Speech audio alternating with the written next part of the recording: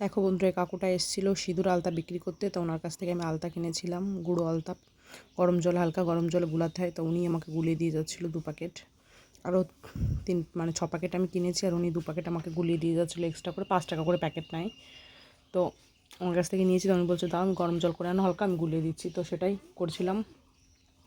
আর উনি গুলিয়ে তারপরে দিয়েছে। মামামের পায়ে একটু লাগাচ্ছিলাম। আর যে দোকানের যে নর্মাল আলতাগুলো হয়, খুকুমনি, তারপর এটা সেটা নর্মাল যেগুলো, সেগুলো প্রচণ্ড বাজে, মানে বাজে বলতে অনেক বাজে। কারণ ও একবার নিয়ে কলে গেলে পুরো রঙ উঠে যায়, মানে পুরো একদম স্বাদ ফ্যাকাশে হয়ে যায়। আর এইটা প্রচণ্ড ভালো, প্রচণ্ড। পায়ে নেওয়ার পরে একটা গ্লেজি থাকে অন্যরকম, একটা জিল জিল জিল ভাব দেয়। গ্লেজটা প্রচণ্ড সুন্দর। আর জলে ধোয়ার পরেও ভালো থাকে কালারটা। আর এই দেখো শাশুড়ি এখানে সিঁদুর নেবে, তাই আনলাম তাহলে নাও, পয়সা দিচ্ছি। কিন্তু যতদূর জানিস সিঁদুর স্বামীর টাকায় নিতে হয়, অন্য কারো টাকায় নিতে নেই। তো ছাড়ো, বাদ দাও। তারপরেও শাশুড়িকে কিনে দিলাম। আর এইদিকে আমি চান টান করে আমিও পড়ছিলাম। সবাইকেই বাড়িতে সব, মানে বাড়ি যে যে মানে ছিল বাড়িতে আমাদের শাশুড়ি ননদ সবাইকে পরিয়ে দিয়েছিলাম। তো তোমরা কে কে আলতা পরতে ভালোবাসো?